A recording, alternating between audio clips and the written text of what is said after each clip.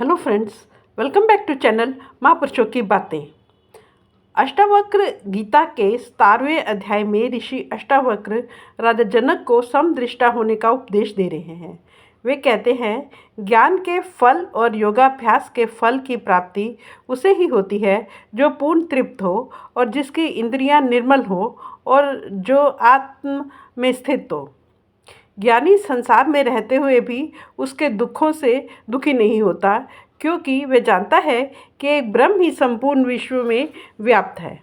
अपनी आत्मा में रमण करने वाला किसी विषय को प्राप्त करके हर्षित नहीं होता। जैसे सल्लक्की के पत्तों से प्रेम करने वाला हाथी कभी भी नीम के पत्ते पाकर प्रसन्न नहीं होता। जिसकी प्राप्त हो चुके भोगों में आसक्ति नहीं है और न प्राप्त हुए भोगों की इच्छा नहीं है, ऐसा व्यक्ति इस संसार में दुर्लभ है। इस संसार में सांसारिक भोगों की इच्छा वाले भी देखे जाते हैं और मोक्ष की इच्छा वाले भी देखे जाते हैं, परंतु इन दोनों इच्छाओं से रहित महापुरुष का मिलना दुर्लभ है। जो महात्मा है वह धर्म, अर्थ, काम, मोक्ष, जीवन और मृत्यु में उपयोगिता और अनुपयोगिता में समभाव रखता है। यह जगत नष्ट हो जाए या सदा स्थित रहे, जिसे इस स्थिति में किसी प्रकार का द्वेष नहीं होता, चाहत नहीं होती, वह धन्य है और वह सदा परम सुख में स्थित होता है। जो आत्मज्ञान से कृतार्थ हो गया है, जिसकी बुद्धि भी शांत हो चुकी है और यह देखकर, सुनकर, छूकर और सूंघकर व खाकर अर्थात सभी इंद्रियों को निर्लिप्त होकर बरतता है, हुआ सुखी रहता है। ज्ञानी मनुष्य दृष्टि को शून्य और इंद्रियों की चेष्टा को नष्ट करके संसार रूपी सागर से ना तो आसक्ति रखते हैं और ना ही विरक्ति।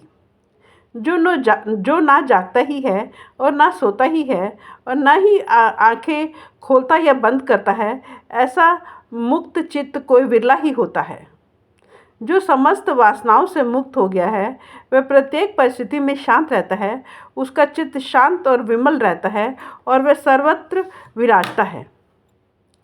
आत्मज्ञानी सुनता हुआ, देखता हुआ, छूता हुआ, चलता हुआ, करता हुआ भी सभी इच्छाओं और अनिच्छाओं से मुक्त रहता है।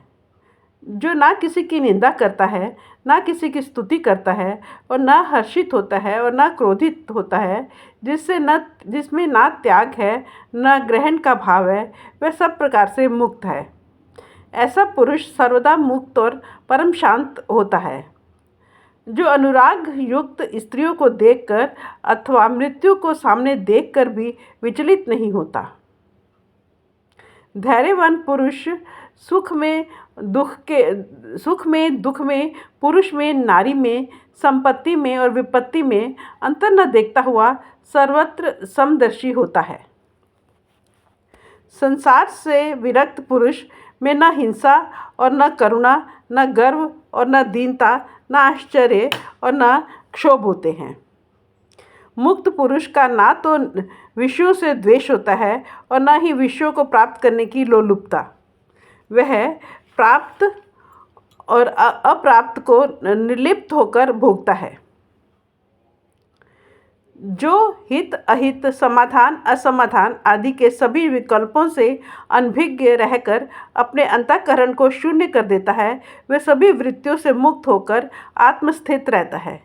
जिसने निश्चय कर लिया है कि वह केवल विशुद्ध आत्मा है, वह पूर्ण रूप से मोह मुक्त और अहंकार विहीन होकर कर्मरत होते हुए भी उनमें लिप्त नहीं होता।